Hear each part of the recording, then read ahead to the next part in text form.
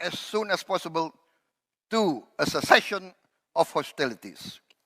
I propose that the Shangri-La dialogue find.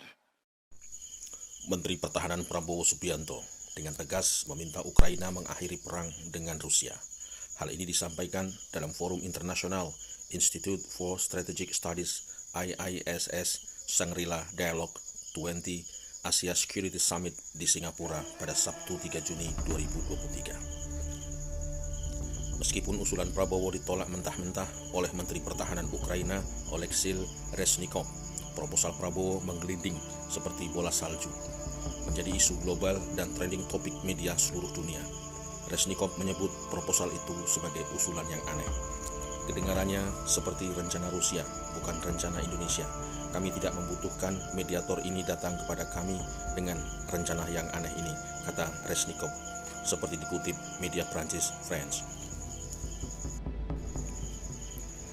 Ketika dikonfirmasi, Wakil Menteri Pertahanan M. Herindra mengungkap alasan Prabowo menyodorkan proposal perdamaian Ukraina-Rusia adalah keprihatinan atas perang yang terus berkecamuk, menyengsarakan umat manusia.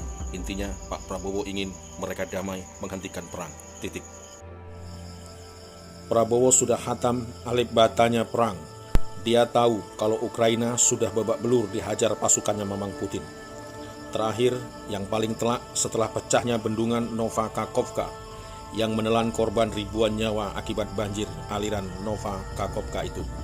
Belum lagi daerah-daerah strategis yang sudah dikuasai Rusia, seperti Donetsk, Luhansk, Zaporozhia, Crimea, Kherson, Kyiv.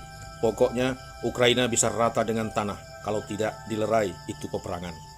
Prabowo paham itu. Maka ketika forum Shangri-La itu digelar, Pak Prabowo yang pola pikirnya global menyampaikan proposal itu.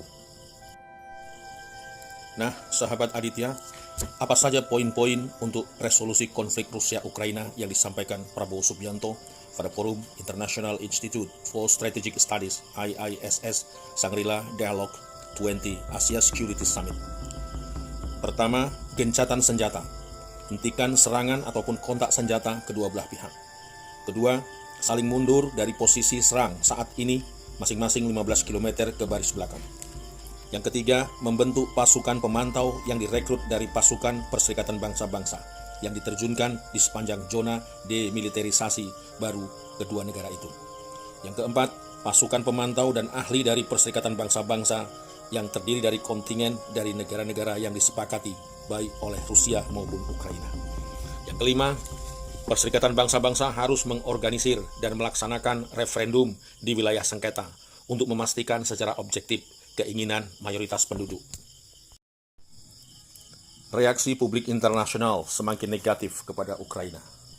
Pertanyaannya, apa sih maunya Ukraina? Dengan menolak proposal Prabowo, seolah-olah Ukraina tak ingin perang dihentikan.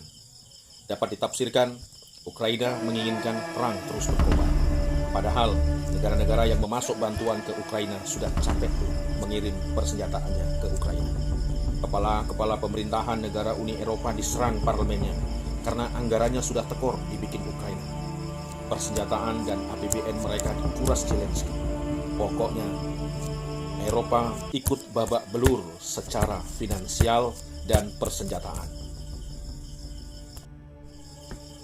Sementara reaksi internasional semakin simpati kepada Rusia, karena Rusia menyambut baik proposal Shangri-La inisiatif Prabowo. Masyarakat global menilai Vladimir Putin punya itikat baik usulan Menteri Pertahanan Indonesia itu. Bukan karena Rusia pada posisi kalah perang dengan Ukraina, tapi sekali lagi karena itikat baik. Tak elak Vladimir Putin pun menuai simpati masyarakat internasional. Kita ke Prabowo. Sebenarnya Prabowo sedang memainkan perannya sebagai negara besar. Indonesia harus ambil peran sebagai pemain global. Lihatlah sejarah. Kita bukan bangsa penonton, apalagi penikmat konflik. Bagaimana Bung Karno membuat Amerika ketakutan dengan non-alignment-nya. Pada akhirnya mendapat simpati luas. Ada Perdana Menteri Broz Tito dari Yugoslavia. Ada Jawaharlal Nehru dari India. Ada Presiden Mesir Gamal Abdel Nasser. Dan Presiden Ghana Kwame Nkrumah. Bayangkan, 1955, artinya Indonesia sebagai negara baru berumur 10 tahun. Indonesia sudah jadi bintang melalui gagasan cemerlang yang dimainkan oleh Soekarno. Nama Bandung mendunia karena ada konferensi Asia Afrika di Bandung. Tokoh-tokoh dunia sudah menginjakkan kakinya di Bandung yang melahirkan kekuatan besar bernama non-blok. Prabowo mengajak kita terbang tinggi seperti burung elang. Melihat dunia begitu luas. Sang elang melihat ada kepulan asap dan dentuman rudal Rusia ke Ukraina. Elang itu ambil peran dengan menyampaikan proposal perdamaian di Shangri-La, Singapura. Berikan support untuk Pak Prabowo. Lanjutkan, Jenderal. Bagaimana pendapat Anda?